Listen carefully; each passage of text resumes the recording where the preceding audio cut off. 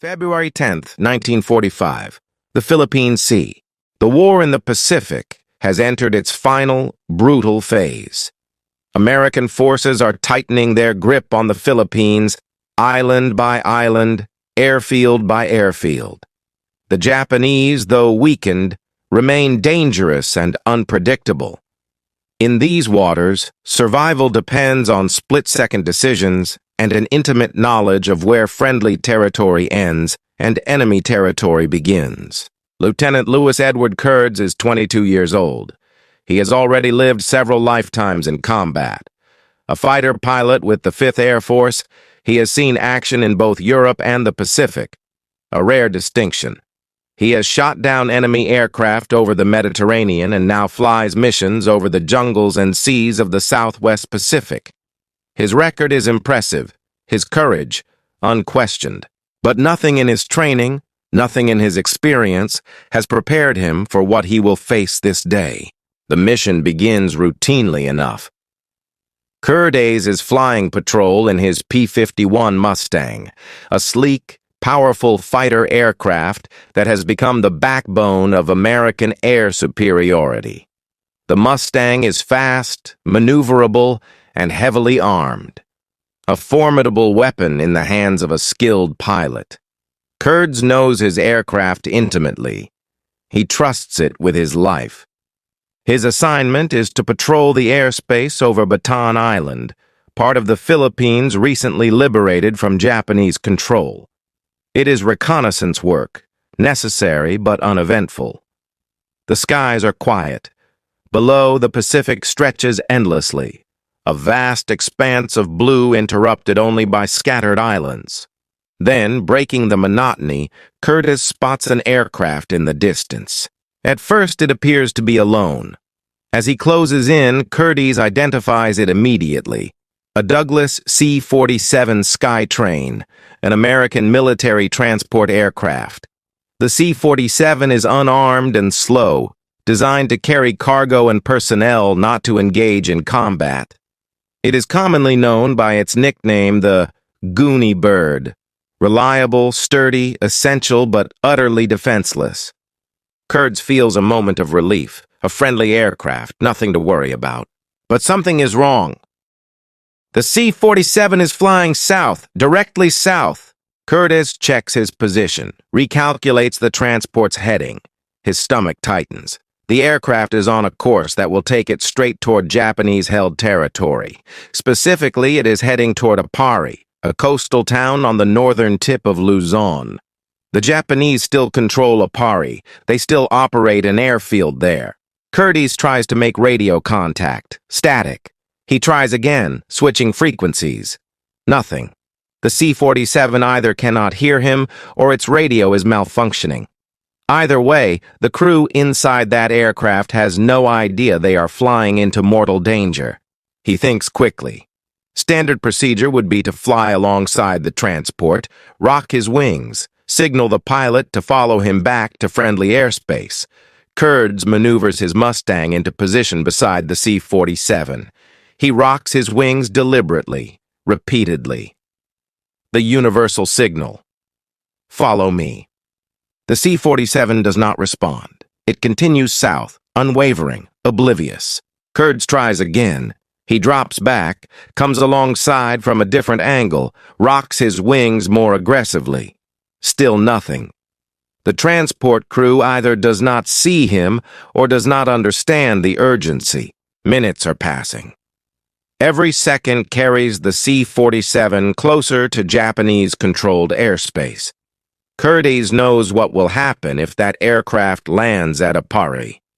The crew will be captured, possibly tortured, likely executed. At best, they will spend the remainder of the war in a prisoner-of-war camp under brutal conditions. The Japanese are not signatories to the Geneva Convention. Mercy is not guaranteed.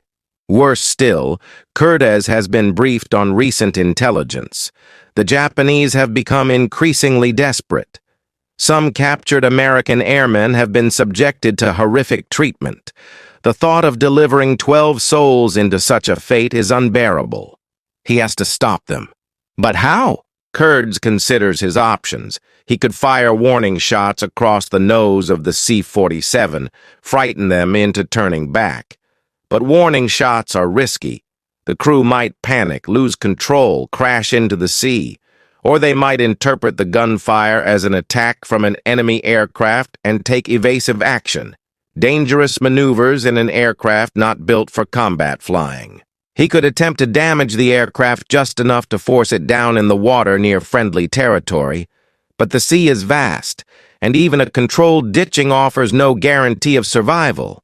The C-47 might sink before rescue arrives. The crew could drown. Every option carries catastrophic risk, and time is running out. Curdes makes a decision. It is audacious. It defies all training. It violates every instinct of loyalty drilled into him as an American pilot. But in this moment, suspended between sea and sky, Louis Curdes understands what he must do. He will shoot down an American aircraft. He will destroy his own side's plane to save the men inside it. The moral calculus is agonizing. To fire upon a friendly aircraft is an act of insubordination, possibly court-martial offense, but to allow it to land at Apari is to condemn 12 Americans to capture or death. Curdes weighs the variables with the cold precision of a trained combat pilot. 12 lives, 1 aircraft, seconds to decide. He positions his Mustang behind the C-47. His hands are steady on the controls. He knows the Skytrain's construction, its vulnerabilities. He must disable the aircraft without killing anyone aboard. A near impossible task. Curdes takes a breath. He aims carefully at the left engine. He fires! The .50 caliber machine guns mounted in the wings of the P-51 roar to life. Tracer rounds streak through the air, connecting with the C-47's port engine. Smoke erupts. The engine sputters, fails. The transport lurches but continues flying. One engine is still operational. The C-47 can stay aloft on a single engine, and the crew has not yet altered course. Curdes repositions. He lines up on the right engine. He fires again. This time, the effect is immediate. The starboard engine bursts into flame, then dies. Both engines are now silent. The C-47 begins to lose altitude. The pilots inside have finally understood. They are going down. But they are not going to Apari.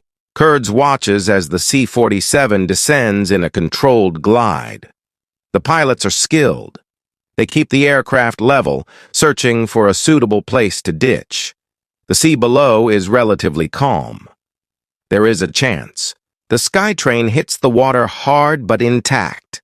Spray erupts as the fuselage skips once, twice, then settles into the waves. The aircraft floats, buoyant for the moment. Curdes circles overhead, his heart pounding. He sees movement, hatches opening, figures emerging onto the wings. They are alive, all 12 of them. Curdes immediately radios for rescue. He provides coordinates, marks the position, circles protectively until help arrives. He will not leave until he knows they are safe. Within hours, a rescue seaplane arrives. The crew of the C-47 is pulled from the water, cold and shaken but unharmed. They have survived. And they have been saved from a fate far worse than a ditching in the Philippine Sea. The aftermath is complicated. Curdes must explain his actions to his commanding officers. He has, after all, destroyed an American aircraft.